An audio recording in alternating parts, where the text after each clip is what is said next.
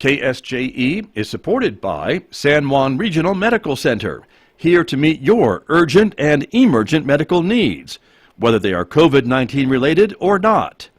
Medical emergencies happen when you least expect them. Whether it's a stroke, heart attack, illness, or injury, San Juan Regional Medical Center's caregivers are here to provide care to you and your loved ones. Find out more online at sanjuanregional.com. Joining me this morning to give us an update on Enchant Energy and its plans to take over the San Juan Generating Station along with its partner, the City of Farmington. Cindy Crane is joining me this morning. She is the CEO of Enchant Energy. Good morning. Thank you for being with me this morning. Good morning, Scott. It's an absolute pleasure.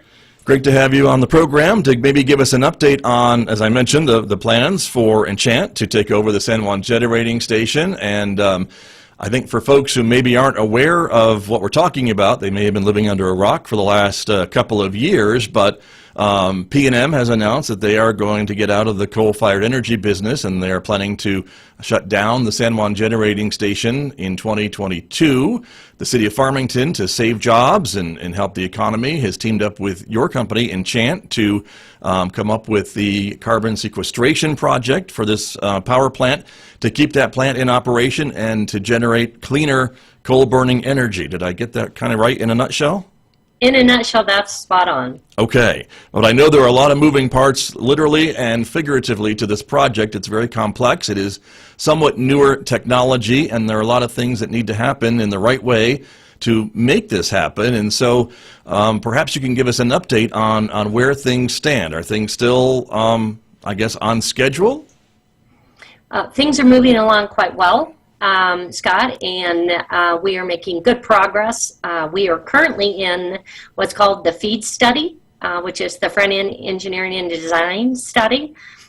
Think about that as the stage just before construction, where you get the absolute detailed engineering blueprints so you can actually move forward with construction. And so we're in that stage right now, and Mitsubishi, our partners, and Sergeant Lundy, who are leading that FEED study, are extremely active and producing deliverables to advance it multiple times every day. So we're very pleased with the progress going on. Good to know. Now, it seems to me that there may have been a few deadlines, self-imposed deadlines, that may not have been met recently.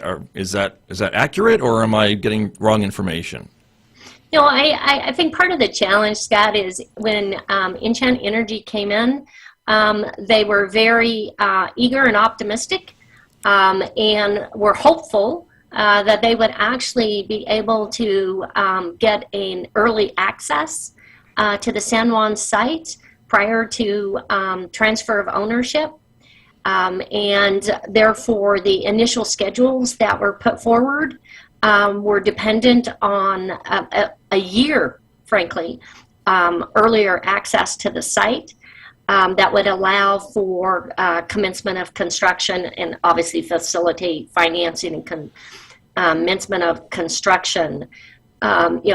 It became very clear after I joined that what made better sense is to focus on the FEED study, complete it, and work with the owners on the transfer, and that we just need to be ready to go on commencement of construction upon the transfer of that ownership.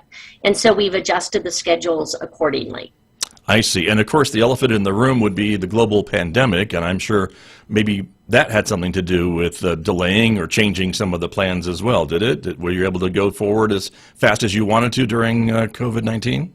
Well, I think, as everybody has experienced, some of the delays that have come from COVID, we are no different from that standpoint. It is, in trying to meet with 9 owners of a facility and advance discussions around negotiations is quite difficult when you can't actually meet in person.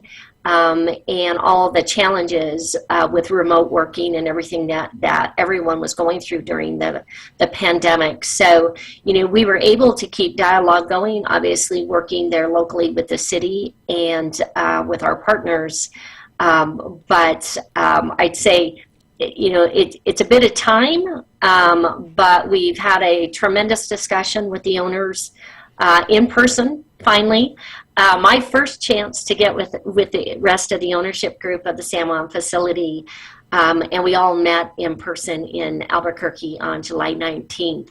And for the first time. Pardon me for interrupting, but for the first time. In person since the pandemic. And so very good meeting, great discussion, and moving the ball forward in those negotiations. Understood. And I guess some folks might think, and as P&M gets ready to shut down the station, the power plant, that it would be difficult to then power it back up and get the employees back, and same for the associated mine, excuse me, that provides the coal for the power plant, as they start shutting down their operations as well, because they are still going on this 2022 shutdown date, and then Enchant, as far as I can understand, is going to move in and start everything back up. Is that the plan? Well, it's not like you go through full shutdown and then you restart, right? It's really just a transition of ownership. So our goal with the owners at the coal mine, let's talk about the coal mine, Westmoreland. Right. We are in detailed discussions with Westmoreland on the continued coal supply. We're negotiating terms on what we're calling a bridge supply agreement, which would be the coal tons that are in their existing mining district that they can continue to mine. Our objective and their objective is to get those terms settled here as soon as possible.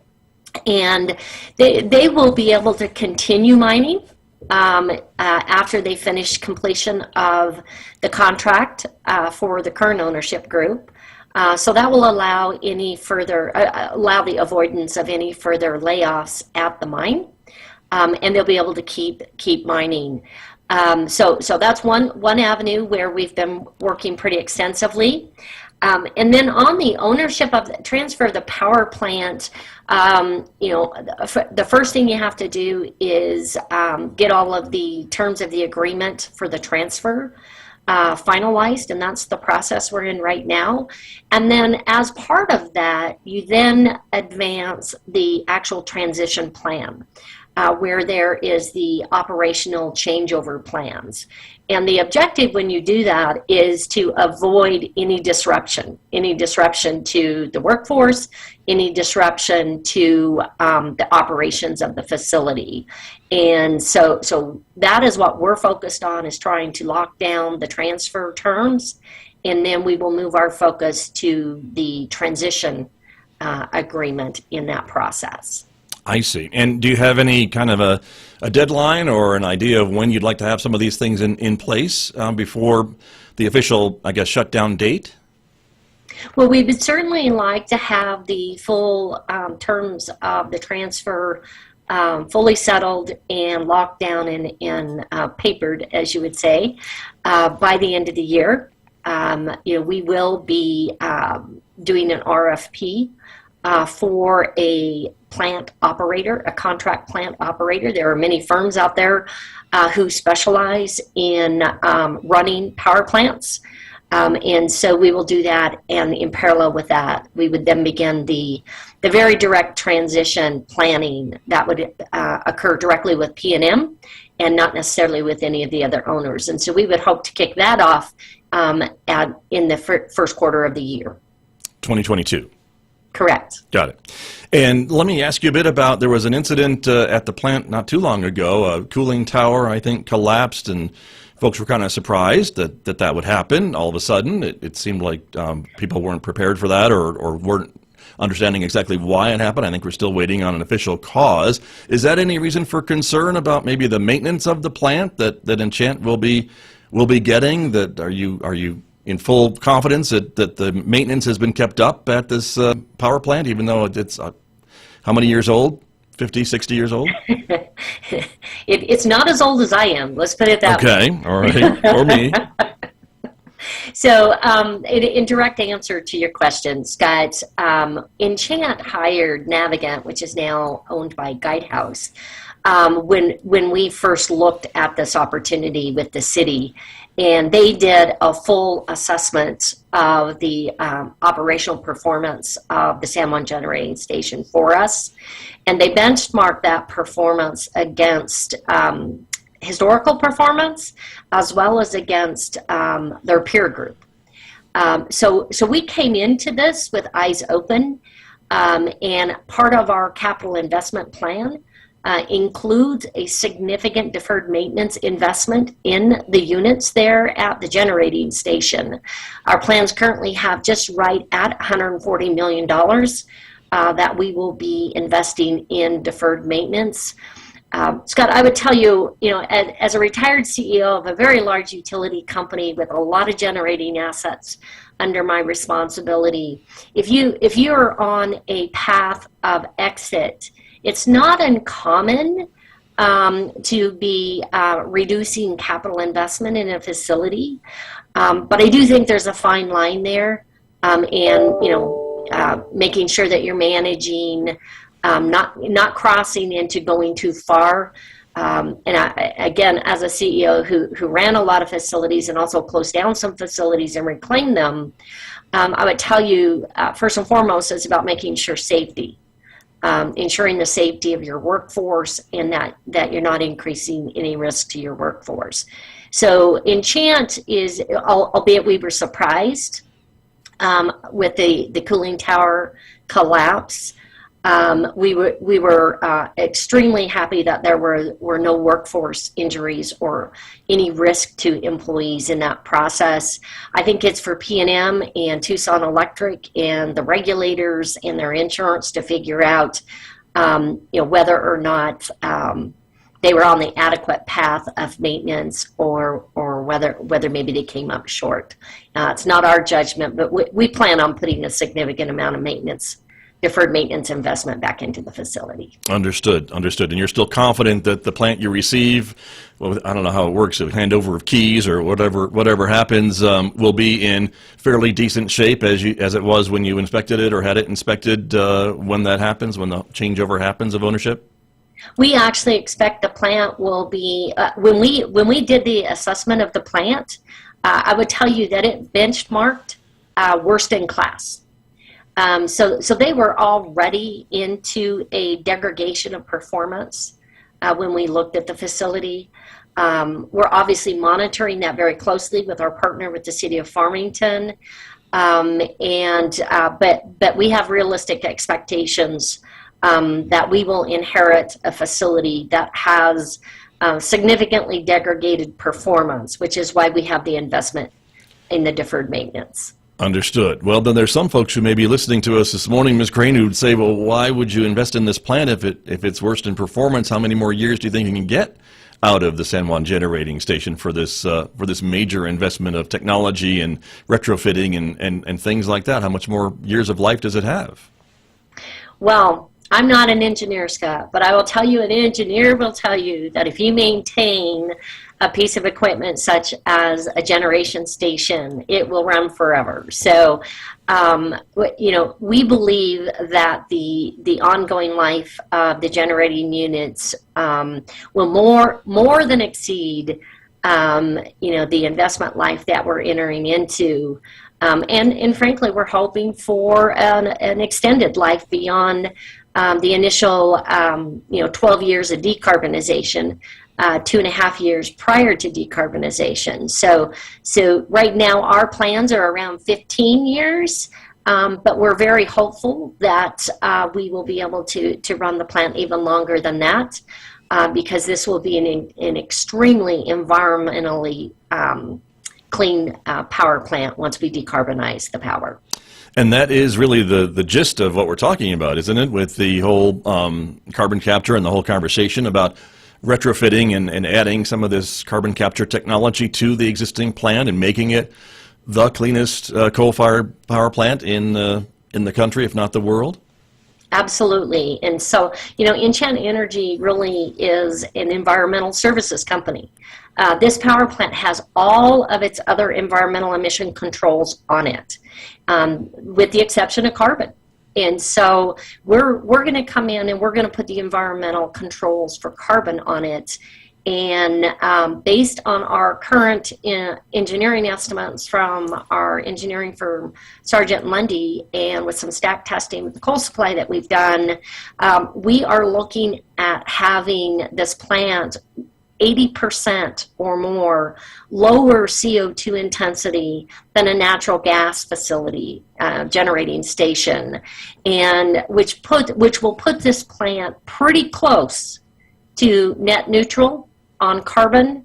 And so that incremental step to move to net neutral and or net negative is in our sights, and we'll be looking at that as the follow-on strategy for environmental management there at the plant. And I think the other great thing is as we take and capture the carbon, the analysis shows us that we will get additional environmental benefits beyond what the plant already has at low emissions today, specifically as it pertains to SO2.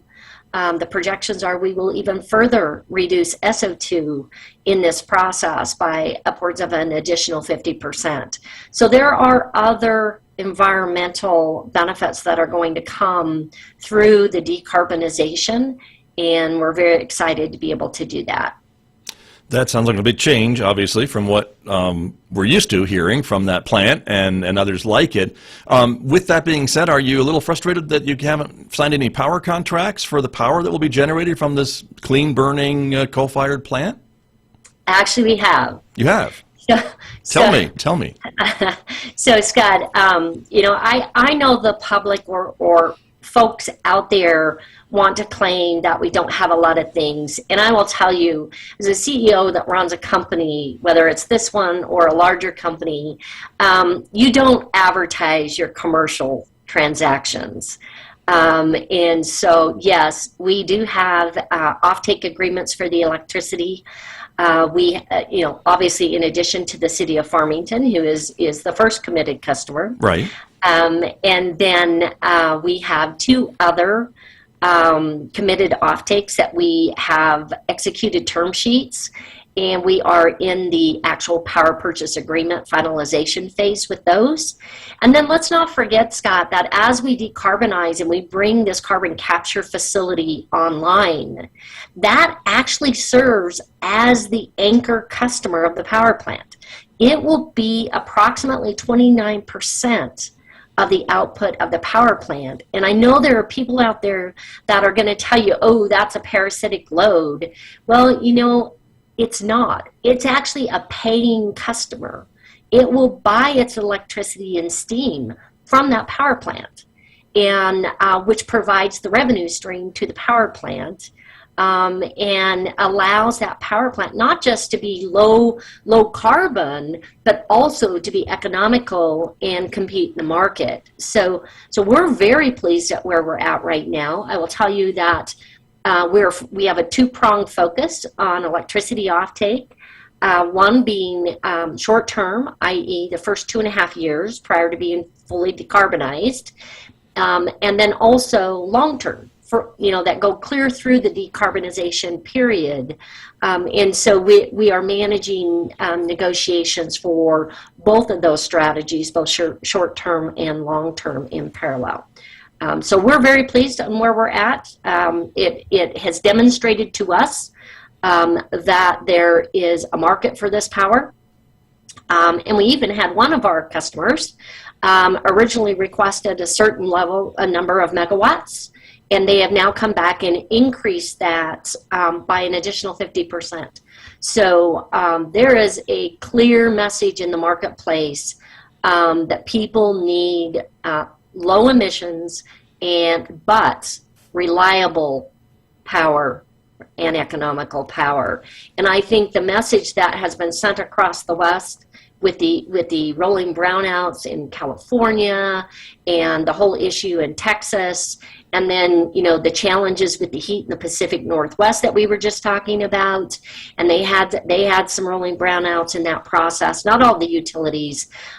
There is just a tremendously growing concern in the Western United States about the transition not having enough reliable power when the sun doesn't shine and the wind doesn't blow. And that is the role that San Juan can play. And it can do it and be a good environmental steward at the same time. Well, I think you're absolutely right with that description, and we saw it, as you say, and some of us experienced it over the summer, and we saw it happening in places like Texas and California and up in Oregon, as you mentioned. And so it's that base load, isn't that what the term for it, right? That keeps kind of the power kind of moving, and then plants like San Juan, it's kind of hard to start and stop them or increase or decrease the output, and so they provide that base load, whereas maybe the other natural gas plants, the solar fields, and the other wind farms can kind of add or subtract as weather conditions allow. Is that kind of how it kind of works? It kind of works like that, Scott. I would tell you that the term baseload is not necessarily in our vocabulary anymore. Oh, okay. And you know, what you need is dependable, reliable economic power. And also, I can tell you that coal plant can ramp up and down a lot more reliably and faster than some people might think. And I have a basis for that comment. In my prior life, my prior role before retiring, PacifiCorp, we created with the California ISO the energy imbalance market. And when we did that, we saw the effects. When we were the only party in that market at the time, we saw the tremendous effects that market was going to create. Both positive and challenges, right? Positive, great low cost, negative power, negatively priced power that we could get to our customers and lower rates with it. But then it also gave us an operational challenge on our very large coal generating fleet. And our engineers and our plant operators really stepped up to the plate, and they were able to increase their ramping by 10 times. And they were also able to reduce how low can you go, what minimum can you operate at. They reduced their ability to drop to minimums 50% lower than they thought they previously could. And so it's an old paradigm to think of a coal plant as a baseload asset. We have to start thinking of it in a more innovative way, and the workforce gets excited to be able to be part of that innovative market and be able to compete and show what they can actually do. Well, I appreciate the information, and I will update my vocabulary thusly. And so that's good to know. And I think a lot of folks may be surprised about our conversation this morning, Cindy Crane, that, I think we keep hearing that coal power is dead and should be buried, and it's unaffordable and inefficient and polluting and all those things that we hear about it. And so when folks look at this project, they see the idea that there is this new technology, but it's never been done on this scale before. This would be one of the largest carbon capture plants in existence, and there's a lot of naysayers out there. And so what do you say to the folks who are watching and listening to us this morning that don't think we should be having this conversation at all, and we should just let P&M move out and shut the place down and put it back to the desert the way it was before? Well, initially I would say, Scott, that kid never did anything. And, every time, if you look back through history in this country, every time we have faced a significant challenge, we have gotten our way through that challenge through innovation and innovating technology. And we are at that phase of this challenge in climate mitigation right now. And, I would tell you that I did some of the very early wind energy development at very large scales amounts of it. And it wasn't so proven back then either. And same thing with solar. But you know what?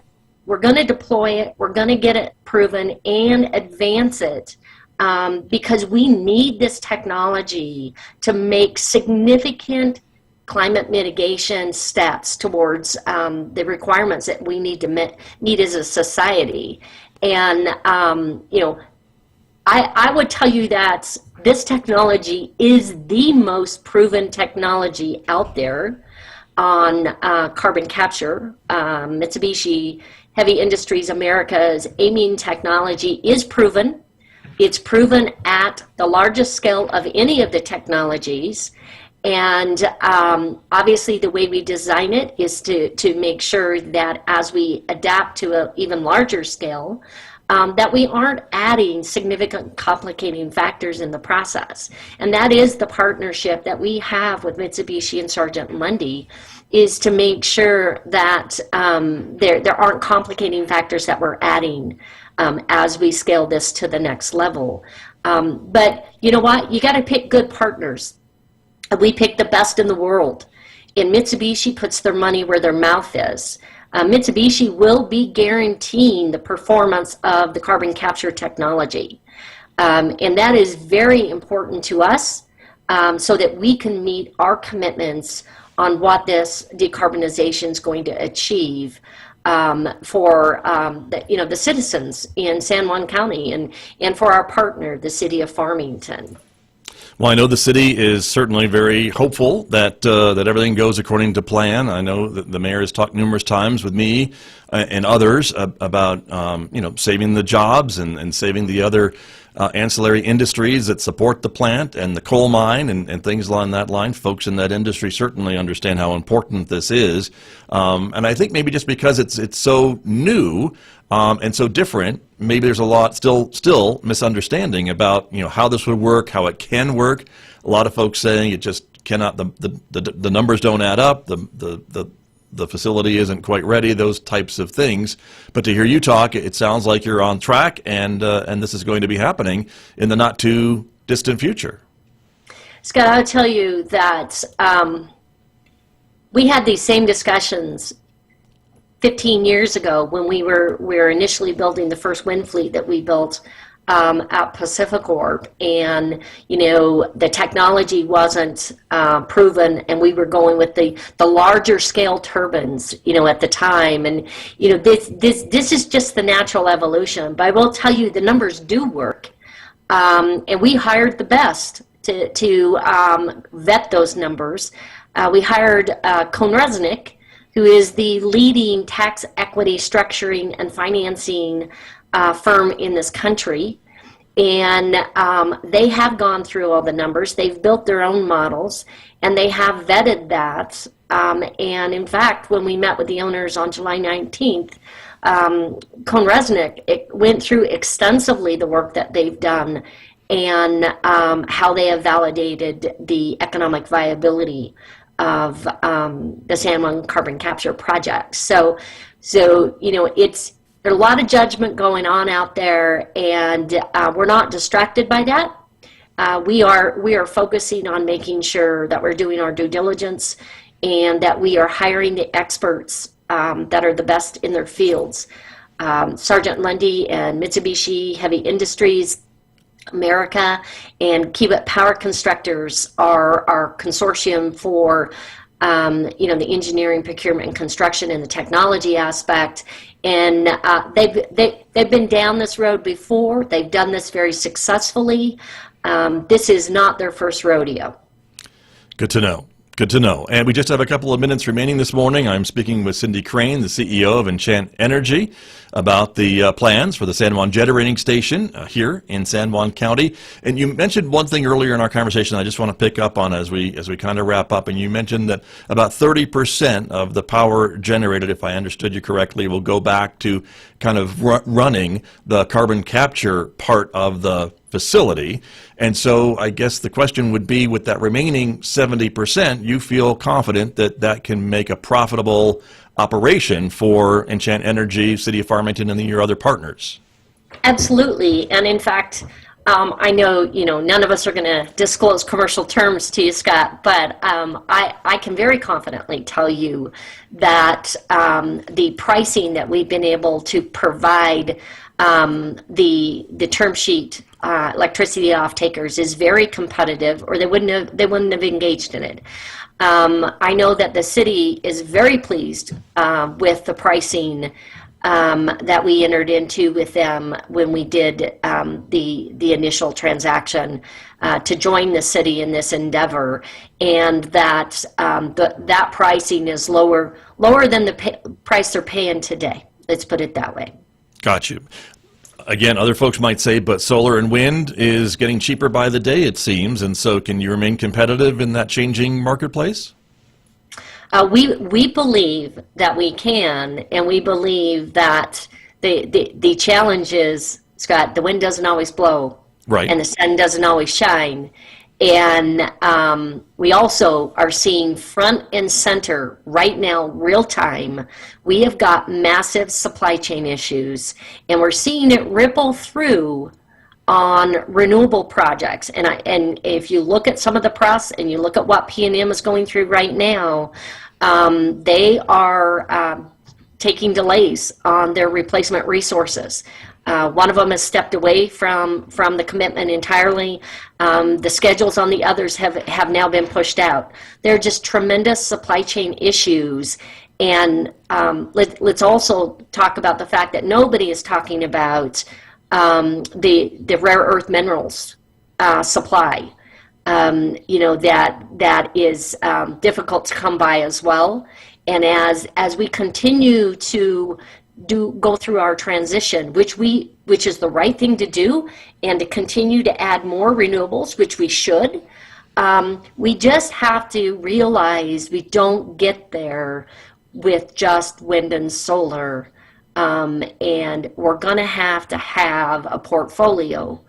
And I would even put nuclear in there. I'm a firm believer that with small modular nuclear reactors, it is a totally different story than the big nuclears that everybody's been concerned about. And it is the advancement of these technologies as well as battery storage, right? But we need battery storage that's going to be there when we need it for the duration we're going to need it.